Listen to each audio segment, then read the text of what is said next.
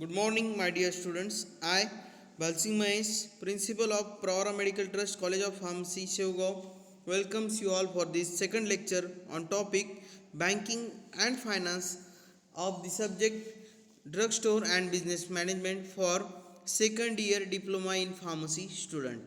My dear students, in earlier lecture we had studied about the various concept of the banking, or uh, we had seen the introductory part of the banking concept. In that we had studied the various types of bank and also studied the commercial bank. In today's lecture we will see the remaining banks, including the saving banks, land development bank, then cooperative banks, industrial banks, exchange bank and mixed bank. So my dear student, this topic, this banking and finance, is very much important in terms of the commerce concept, because you know that the banking is the backbone of the all commercial activity. आता हे जे commerce आहे किंवा कॉमर्समध्ये जो trade होतो की which involve the buying, selling and exchange of goods, तर ह्या बाईंग, सेलिंग आणि एक्सचेंज होत असताना त्यासोबत various banking activities are also takes place. and for this banking activity the bank or transaction, financial transaction takes place, and हे financial transaction smoothly conduct करण्यासाठी बँकेची खूप मोठी आवश्यकता आहे. आता हा जो आपला curriculum drug store and business और बिझनेस मॅनेजमेंटचा जो क्युरिक्युलम आहे, it is design before almost 20 to 30 years. आणि मग त्यावेळेसच्या ज्या टर्म्स वगैरे गोष्टी ह्या सिलेबसमध्ये आणखीन इन्क्लूड केलेल्या आहेत, त्यानुसार आपण हा चॅप्टर पाहतोय. Generally nowadays there are not such a types of bank. असे बँकचे वेगवेगळे प्रकार म्हणजे आहेत, पण ह्या ह्या ह्या सिलेबसमध्ये दिल्यानुसार particular banks perform a particular function, की त्याच्यामध्ये सांगितलेलं आहे की सेविंग बँकचं फक्त फंक्शन सेविंग करणं किंवा सेविंगवर इंटरेस्ट देणं. कमर्शियल बँकचं फंक्शन त्यांनी वेगळं सांगितलेलं आहे, किंवा मिक्स बँक असे वेगळं. पण now days all banks perform the all functions, including they act as a saving bank, they act as a giving loan mortgage, they give the land mortgage, or they bank gives the credit, or bank give the discounting of bills. All functions or these all various functions are performed by the banks nowadays by single bank. Okay, so only we will see the various kinds of banks which are previously operating in India. The second bank, first bank was the commercial bank, now second bank is the saving bank. Saving bank in India, there are hardly any independent saving bank nowadays, because all bank act as a saving bank. There is no independent bank which act as a only saving bank. अशी saving bank म्हणून फक्त saving करणार किंवा saving account open करणार अशी कुठलीच bank सध्याला तरी आता ऑपरेट होत नाही. सगळ्या बँकमध्ये एक सेविंग डिपार्टमेंट सेपरेट असतं, in which where the post office or various commercial bank having the separate department to deal with the savings of people under the postal saving bank in case of post office, and under the saving bank section in case of the commercial bank. आता ह्या saving बँकचा किंवा saving अकाउंटचा किंवा saving डिपार्टमेंटचा what is the purpose or what is the function of this saving bank? The main aim of saving bank is to encourage the habit of thrift among the people, so that they are able to save the money from their various further needs. आता या saving अकाउंटचा किंवा saving बँकचा main purpose काय असतो, की जे people's आहे किंवा लोक राहतात त्यांच्यामध्ये एक हॅबिट निर्माण करायची. कुठली habit? The habit of thrift. What is mean by thrift? Thrift म्हणजे आपण ज्याला मराठीमध्ये म्हणतो काटकसर, की थोडं जे आपलं रुटीन लाईफ जगत असताना जे आपण अर्निंग करतो त्या अर्निंगमधून थोडासा मनी फॉर फ्युचर नीड्स, भविष्यातील गरजांसाठी थोडा बाजूला साईडला ठेवायचा, त्यालाच आपण म्हणतो सेविंग. आणि तो साईडला ठेवलेला पैसा तो कुठल्या तरी एखाद्या अकाउंटमध्ये डिपॉझिट करायचा. ही अशी लोकांना एक हॅबिट लावण्यासाठी प्रत्येक बँकेने एक सेविंग स्कीम, सेविंग बँक नावाची एक स्कीम प्रत्येक बँकमध्ये असते. Only main M of that saving bank is that the people these banks introduce a number of attractive schemes so as to encourage the people to save the money. Among the various schemes and various offers are launched by the banks in order to encourage the people for the saving purpose. मग बऱ्याचशा बँकेमध्ये आपण पाहतो की सेविंगसाठी वेगवेगळ्या scheme दिलेल्या असतात की 24 महिने इतके पैसे भरा, पण नंतर इतके पैसे मिळवा, किंवा ज्येष्ठ नागरिकांसाठी 0.5% extra rate of interest. Means every bank adopt some kind of a scheme to encourage the people for the saving. And what happens when the saving banks have the one point of program, they mobilize people savings and invest them in profitable business. मग saving bank हे लोकांकडून पैसे घेऊन त्यांना व्याज देतं. मग हे काम कशासाठी करतं सेविंग बँक? त्याचा काय फायदा आहे? तर त्याचा फायदा असा आहे की सेविंग बँक्समध्ये लोक जे पैसे डिपॉझिट करतात ते सर्व पैसे बँक एका ठिकाणी कुठल्या तरी एका प्रॉफिटेबल बिझनेसमध्ये तो पैसाच कर्जाच्या रूपाने दुसऱ्या ग्राहकांना बँक प्रोव्हाइड करत असते. आणि मग त्याच्यावर मिळणारं जे व्याज आहे ते आणि ग्राहकाला द्यायचं जे व्याज आहे याच्यामधला जो डिफरन्स असेल that will be the profit for that bank. So the profit earn on the that it utilize to pay interest on savings of the customers. मग ते जे पैसे सगळ्या सेविंग्स अकाउंटमधले जे पैसे त्या बँकेने एखाद्याला कर्जाच्या रूपात दिले तर त्याच्यावरती जे त्यांना इंटरेस्ट भेटतं ते इंटरेस्ट ते व्याज भेटतं ते इंटरेस्ट बँक काय करत असते, मग बँक त्यांच्या कस्टमर्सला इन द फॉर्म ऑफ इंटरेस्टमध्ये व्याजाच्या फॉर्ममध्ये परत करत असते. Understand? This is the one kind of bank, और we can nowadays say that it is one kind of department which is available there in the banks. Now the separate banks are there. Land development bank, or this land development department is also there in every bank. This land development bank are also known as land mortgage bank. These banks have been set up to provide long term credit to farmers at a reasonable rate of interest. Generally the aim of this mortgage bank is to provide the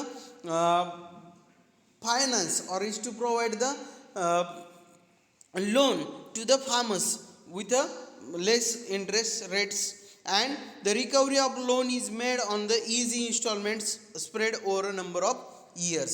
आता ह्या ज्या land mortgage banks असतात त्या काय करतात, जमिनीच्या मोबदल्यात किंवा 7/12 वरनुसार काय करत असतात, त्या शेतकऱ्यांना कर्जाचं वाटप करतात आणि त्याचा रेट ऑफ इंटरेस्ट जनरली थोडा नॉमिनल असतो आणि त्या बदल्यात दे चार्ज द, म्हणजे ते जे पैसे आहेत ते कर्जाचे पैसे इन्स्टॉलमेंट्समध्ये इझी मंथली इन्स्टॉलमेंट और installment for a duration, fixed duration, त्या ड्युरेशननुसार ते काय करत असतात, त्यांच्याकडून पैसे वापस घेत असतात. Then these banks were established in India before the independence, but they have made rapid progress after the independence. This land mortgage bank or this land development banks were initially established before the independence, means before the 1947, but they made the rapid progress after independence. But generally these land development banks are more developed in few states such like Tamil Nadu, Andhra Pradesh, Karnataka, Maharashtra and Gujarat only. Understand? These are the banks which are called as the land development bank. The purpose of this bank is only to give the credit on the behalf of land mortgage. These banks are called as the land mortgage bank.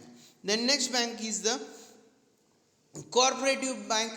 They work on the principle of corporation. Cooperative bank म्हणजे काय असतं याच्यामध्ये, these banks are organized on the principle of corporation.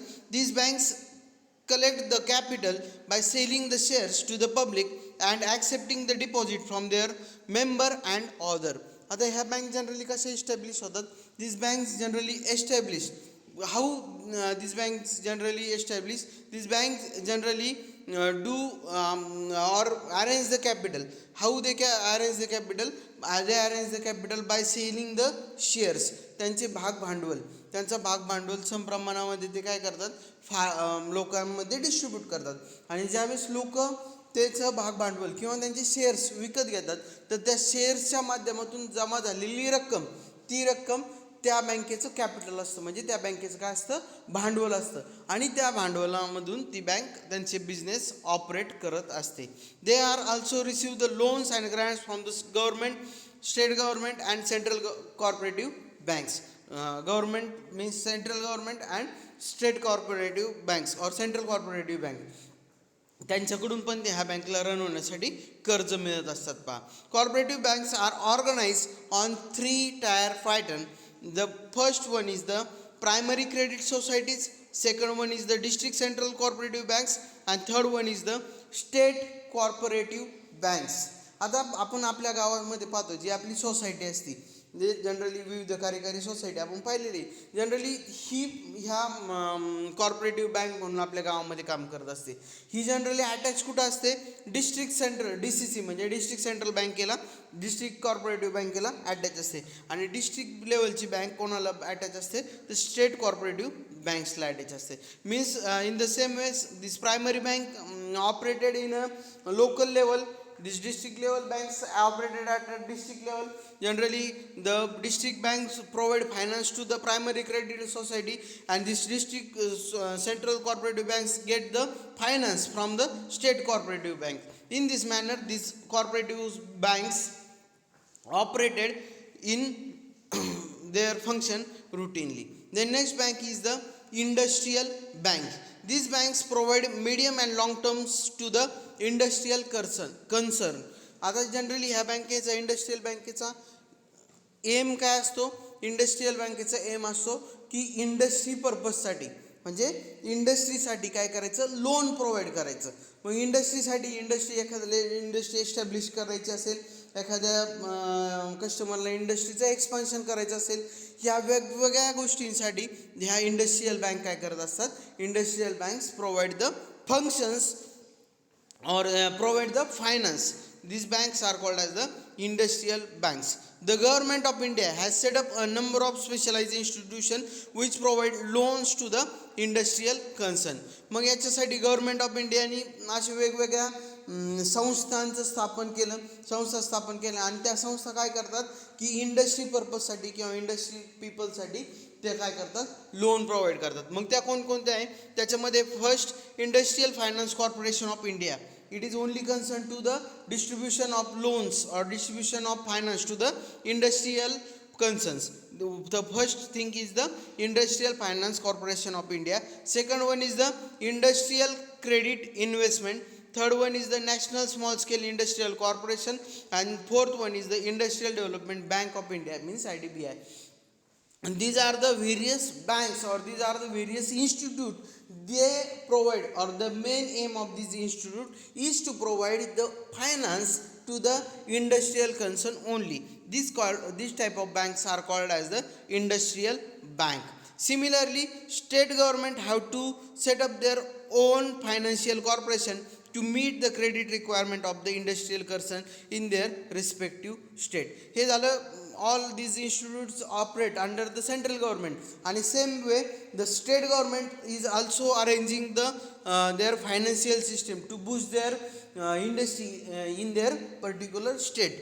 Understand? So the institute like LIC, Life Corporation of India, UTI means Unit Trust of India, also provide term finance to the industrial concern. मग हे जे LIC आहे, LIC पण काय करते, life ते पण industrial कन्सर्नसाठी लोनचं distribution करत असते. म्हणजे ज्यावेळेस आपण LIC मध्ये पैसे भरतो, मग त्याच्यामधले जे पैसे जमा होतात त्या सर्व पैशाचं कुठंतरी त्याच्यावर प्रॉफिट कमवणं गरजेचं असतं. म्हणून ते पैसे इंडस्ट्रियल कामासाठी म्हणजे on the in the form of finance or credit, they are distributed, and the profit earned on that money is then distributed among its stakeholder.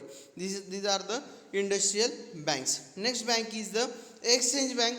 These banks are mainly concerned with buying and selling of foreign exchange and providing the finance to the import and export trade. The exchange bankचं function काय आहे, त्याचं ह्या बँकेचं function आहे to provide the only deal with the buying and selling of foreign exchange and providing the finance for the import and export trade.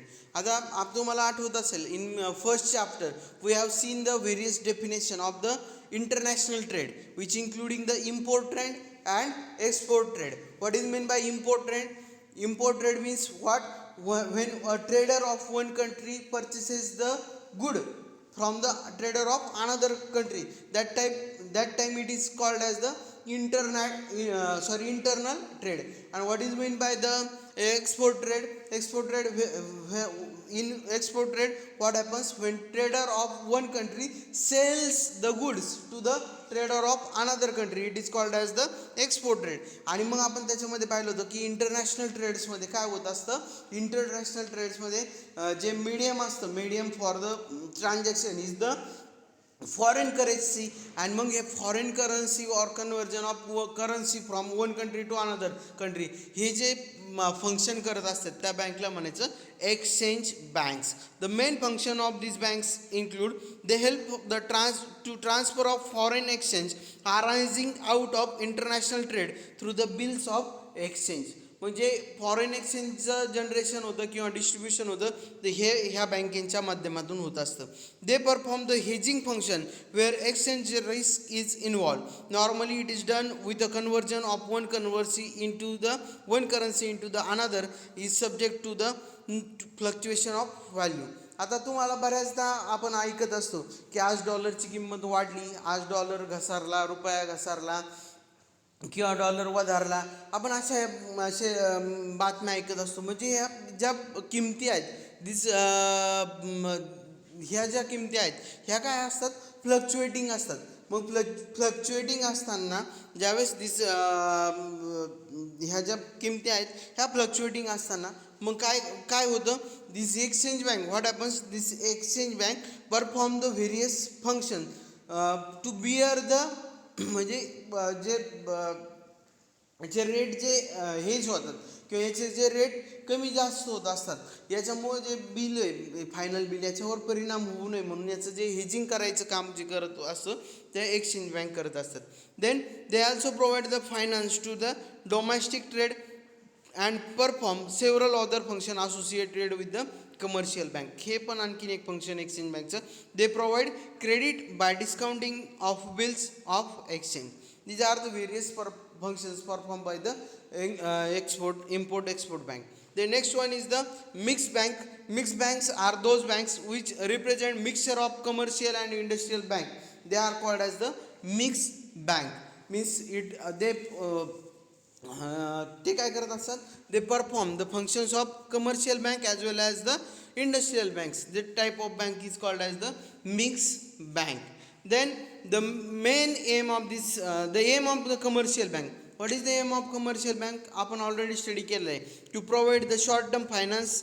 While industrial बँकचं function कोणतं आहे, provide the long term finance. म्हणजेच mix बँकचं function काय असतं की it provide the facility for both short term and long term finance. Long term finance. This type of bank is called as the mixed bank. Now we will see the last type of bank is the export-import bank of India. Export-import bank of India, or in short we say that EXIM bank, means export-import bank of India. In India it is launched in 1st January 1982 with an object to promoting the finance and facilitating the export and import of goods and service to promote the country's international trade and commerce. To boost the international trade, with the aim to boost the international trade, or this import export bank of India is established. The bank is wholly owned by the government of India, and the main function of the bank includes: the first function is the to act as a principal office for coordinating the activities of various institutions engaged in the financing of international trade. मग हे ज्या export import bank आहे, ह्या export import bank ह्या गव्हर्नमेंटच्या under येतं, आणि यांचं फंक्शन काय असतं की कॉर्डिनेशन करायचं कशामध्ये, the activities of various institutes, ज्या इन्स्टिट्यूट इंटरनॅशनल ट्रेडमध्ये पार्टिसिपेट करतात यांच्यामध्ये कॉर्डिनेशन करायचं, to issue or participate in guarantee in association with commercial bank, त्याच्या वतीने काम करायचं. Next one is to give the financing and rediscounting facilities to commercial banks. These are the various functions which are provided by the export import bank. So my dear student, in today's lecture we have studied the various banks which are operating in India, like the saving banks, land development banks, industrial bank, cooperative banks, exchange bank and mixed banks. These are the various banks, or these are the various department, we can say nowadays department, which are per functioning in the banks. So my dear student, in next lecture we will study the next topic of this chapter, like that name of the topic is the we will see in next lecture, financial planning and type of finance. These are the two remaining points in term or in concern with this chapter. They will be studied in next lecture. So till then, stay home, stay safe, study at home. Thank you.